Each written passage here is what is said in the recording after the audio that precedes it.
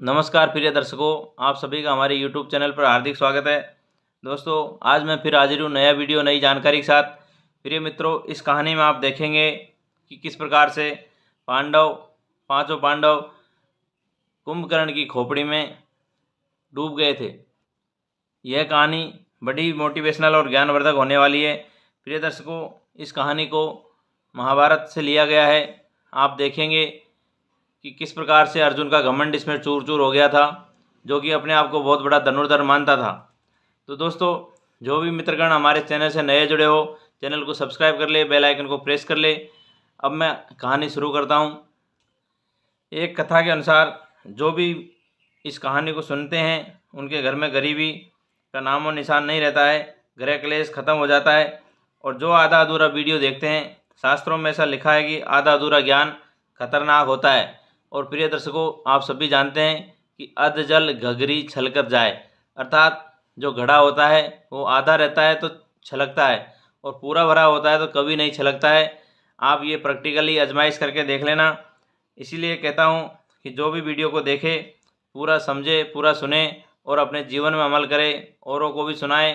मेरे द्वारा इस चैनल पर इसी तरह की ज्ञानवर्धक मोटिवेशनल कहानी आती रहती है। तो प्रिय दर्शकों, अब मैं शुरू करता हूँ। एक कथा के अनुसार एक बार घटोत्कच, जो कि भीम का पुत्र था, भीम और हिडिंबा एक राक्षसी थी। दोस्तों, घटोत्कच जो था भीम और हिडिंबा का पुत्र था। एक बार भीम जंगल में शिकार करने गए थे, तो उनको वहाँ एक हिडिंबा नाम की राक्षसी से शादी करनी पड़ी थी। और शादी के बाद ये घटोत्कच पुत्र पैदा हुआ था, जिनकी मृत्यु महाभारत में कर्ण के हाथों से हुई थी। आप सभी ने इतनी कहानी तो सुनी होगी, लेकिन जो मैं इस वीडियो में बताऊंगा वो शायद आपने बहुत कम सुन रखी होगी। प्रिय दर्शकों, एक बार राजा युधिष्ठिर ने अर्जुन, भीम, नकुल, सहदेव और जो ये घटोत्कच है, इनको सभी को अलग अलग दिशाओं में टैक्स इकट्ठा करने के लिए, अर्थात रेवेन्यू इकट्ठा करने के लिए अलग अलग दिशाओं में भेज दिया। राजा युधिष्ठिर ने जब राजस्व यज्ञ किया तो उन्होंने बहुत सारा धन दान दिया। उनको इसी राजकोष के पूर्ति के लिए नकुल, सहदेव, अर्जुन, भीम सभी को अलग अलग दिशाओं में टैक्स के लिए, रेवेन्यू के लिए भेज दिया। तो दोस्तों, जो नकुल है और घटोत्कच का नंबर आता है श्रीलंका जाने का। तो दोस्तों, लंका में जब ये पहुँचे तो विभीषण ने इनको देख करके बहुत स्वागत सत्कार किया। कुछ राजाओं ने यज्ञ के लिए सहर्ष दान दे दिया, सहर्ष अपने टैक्स को दे दिया। लेकिन कुछ राजाओं ने युद्ध करने के बाद दिया, ताकि उनको अपनी शक्ति पर जो घमंड था वो चूर चूर हो जाए और वो उसके द्वारा दिया गया दान यज्ञ में काम आ सके। प्रिय दर्शकों, घटोत्कच क्योंकि राक्षसी का पुत्र था, तो उसको मायावी शक्ति मिली हुई थी। उसने मायावी शक्ति के प्रभाव से तुरंत ही लंका पहुंच गए और विभीषण के पास जाकर के टैक्स की डिमांड करते हैं। तो दोस्तों, विभीषण प्रसन्न होता है और उन्होंने उनको धन दे करके विदा कर दिया। साथ में सहदेव भी थे।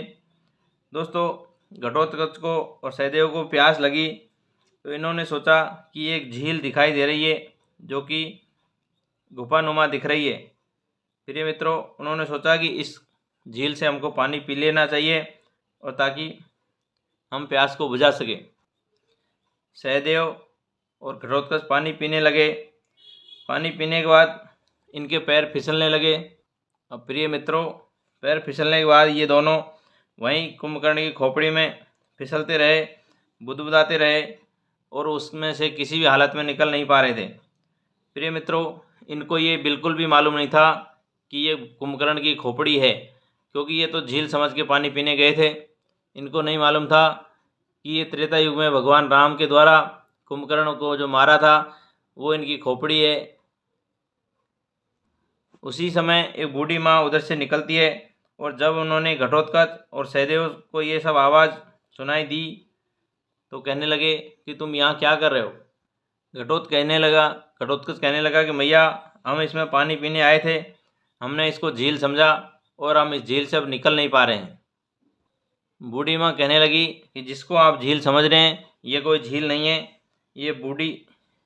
ये अहिरावण की अर्थात कुंभकर्ण की खोपड़ी है, और जो उस ज़माने में भगवान राम ने इनका वध किया था। ये राक्षस थे, बहुत बड़े बड़े बलशाली योद्धा थे। भगवान राम ने इनकी खोपड़ी को धड़ से अलग कर दिया। उसके बाद से ये खोपड़ी यहीं पड़ी हुई है, और आज आपको जो झील के रूप में दिख रही है उससे आप निकल नहीं पा रहे हैं। प्रिय दर्शकों, आप कल्पना भी नहीं कर सकते कि जिस आदमी का, राक्षस का इतना बड़ा खोपड़ी हो तो उसका शरीर कितना बड़ा हो सकता है। ऐसा कहा जाता है कि दुनिया में एक से बढ़कर के एक बहुत बड़े बड़े लंबे चौड़े शरीर वाले आदमी आते रहते हैं, जाते रहते हैं।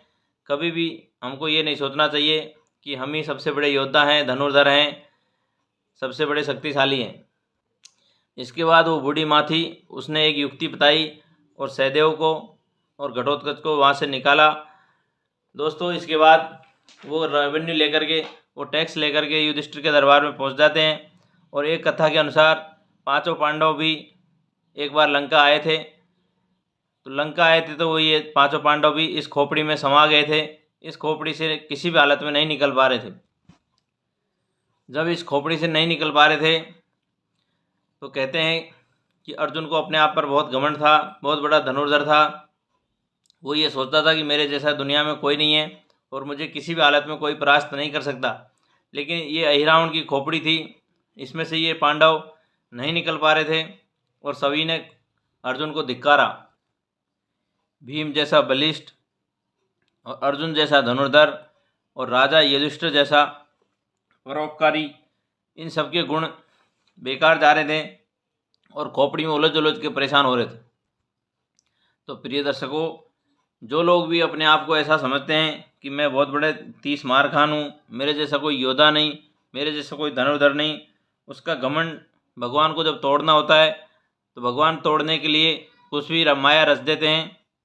दोस्तों, इसमें आपने देखा कि किस प्रकार से त्रेता युग में बड़े बड़े राक्षस पैदा हुए थे, जिसको भगवान राम ने स्वयं अपने हाथों से उद्धार किया, उनका कल्याण किया और धरती को इन राक्षसों से मुक्त किया। अभी द्वापर में आपने देखा कि किस प्रकार से पांडव भी उसी खोपड़ी में जाके उलझ गए और इसके बाद भगवान से प्रार्थना किया, क्षमा याचना किया। इसके बाद भगवान श्री कृष्ण ने इनको खोपड़ी से बाहर निकाला। भगवान श्री कृष्ण कहते हैं कि घमंड किसी का भी नहीं चलता है। एक छोटी सी चींटी भी बहुत बड़े हाथी को नेस्तनाबूद कर सकती है, बर्बाद कर सकती है।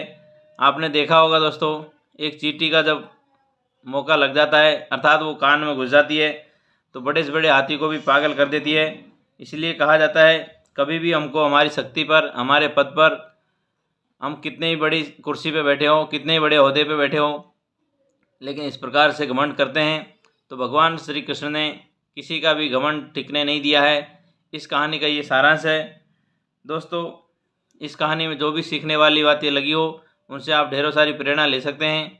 अपने छोटे बड़े मित्रों के साथ, बच्चों के साथ शेयर करें, कहानी को लाइक करें, कमेंट करें। सभी को हरिओम, राधे राधे, जय श्री कृष्ण।